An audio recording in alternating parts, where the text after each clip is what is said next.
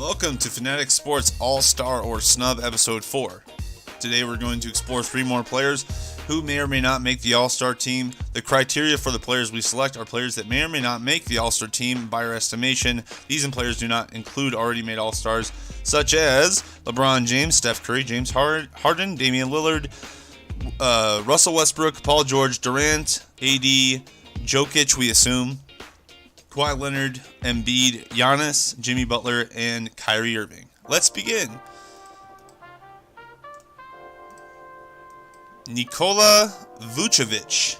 The other Nikola, only he's in the Eastern Conference. Another center. He is out of Switzerland, and he is one hell of a player, especially this year.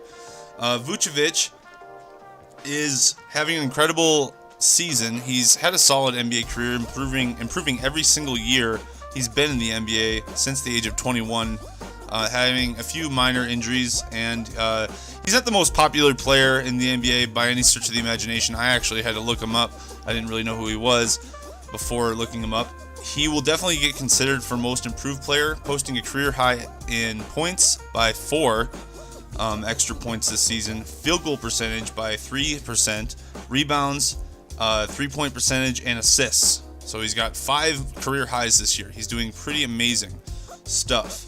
Vucevic has stepped up his game in all areas, and looking at the Eastern Conference front court, it is a tougher spot to secure than would have thought. With Embiid, Andre Drummond, Blake Griffin, and a lot of other guys down there. John Collins is having a hell of a year. We'll probably get to him eventually. We will see if Orlando fans can prevent Nikola Vucevic from being this year's biggest snub. He definitely deserves an all-star vote. Just looking at the stats alone compared to other people, the effective field goal percentage, free throw percentage, 3-point percentage compared to his contemporaries at the same position is really not comparable. He's absolutely deserving of an all-star spot, and I hope he gets one. I really do.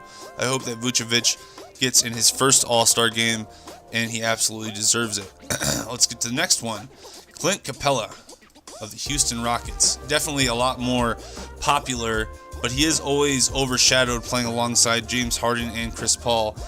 With Paul's injury, Harden has stepped up his game tremendously, especially in the offensive end of the ball. And one guy that on the Rockets that they can always rely on, though, for years now, has been Clint Capela. 4th overall in PER among Western centers does not tell the whole story of how dominant and good Capela is. Along with Rudy Gay, he's one of the top guys in minutes.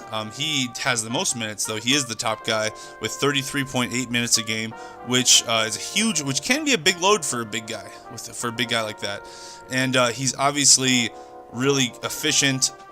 He's a huge defensive presence, and he just crashes the boards. I mean, he's always in the right spot, and he's a hell of a player, definitely.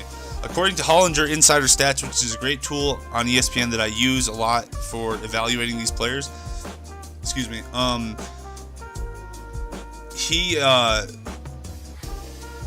according to Hollinger, he has the highest value added at the position. For that reason, I think he should get the last All-Star spot for the Western Conference. Same with Vucevic. I don't know if he's going to because of his popularity. Harden, again, overshadows him like crazy.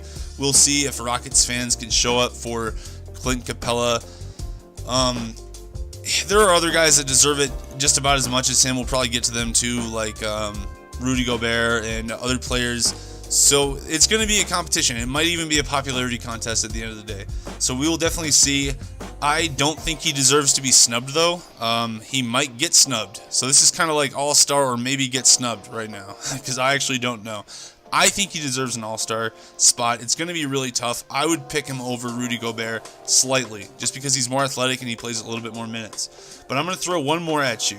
A rookie, but let's look at Capela's stats really quick. Yeah, so this is why I think he deserves. If you look at his effective field goal percentage, his rebounds, and then if you looked at his defensive stats, there's really no one that compares to Clint Capela. He's definitely the most dominant player of that position right now in the Western Conference as far as defense goes. Anyway, let's get to the rookie, Luka Dončić. I've done a lot of videos on Luka Dončić. You guys should definitely check those out. I love this kid. He is right now probably, along with Russell Westbrook, my favorite player to watch in the NBA. He is fascinating. He's probably one of the most exciting players in the fourth quarter to watch. He's so clutch. And a huge spoiler, everyone, he's only 19 years old. And like I said, I have a few videos on him. If you haven't checked them out, please do so on Facebook or YouTube. They go into greater depth on Luka Dončić, and they really bring the hype.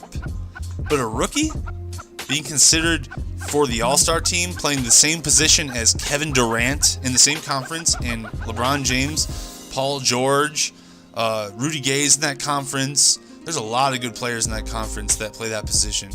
I've already gone over a few of them, but there is a hell of a lot of good players who play the 3-4 position and want that spot. So I don't know if Luka will get it this time. He is sensational, though. As much as I'd like to see it, I do highly doubt it'll happen. I've sent in a lot of biased votes for this kid. I've sent in probably like 10. Well, not 10 because it hasn't been that many days. I've sent in like 5 to 6 already. But one thing Luka does need to clean up before he does become an all-star is those dastardly turnovers. I desperately wanted to use that word, dastardly. He's got all these dastardly turnovers. He's got 3.5 turnovers a game. And yeah, these are usually on really tricky passes and stuff like that. And, you know, that maybe hasn't adjusted to the NBA quite yet, the speed of the NBA. That's maybe the one thing of his game that hasn't adjusted to the speed of the NBA. But the bottom line is Luka Dončić is only 19 years old. He will be a multiple-time All-Star. If he doesn't get in this year, he'll be a star in the rookies and sophomore game. That'll be fascinating to watch him versus Jason Tatum matching up against each other. That would be really, really fun to watch. And if he doesn't get in, it won't be a terrible snub because, again, he's a rookie. He's 19. He'll have plenty of opportunities to get in, and a lot of times this comes down to splitting hairs and popularity contests. I think he's the best player on his team, and I think he's carried them to a lot of wins. And I think he's probably, he probably is one of the 4 or 5 most impactful wing players in the West. So he probably should get considered. But like I said, it won't be a terrible snub if he doesn't. Let's look at his stats really quick.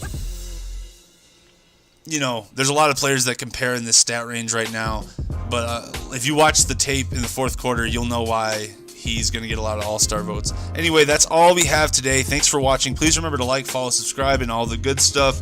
Please check out more content on Luka Dončić and other people and our other episodes on All-Star or Snub, and everybody have a terrific day.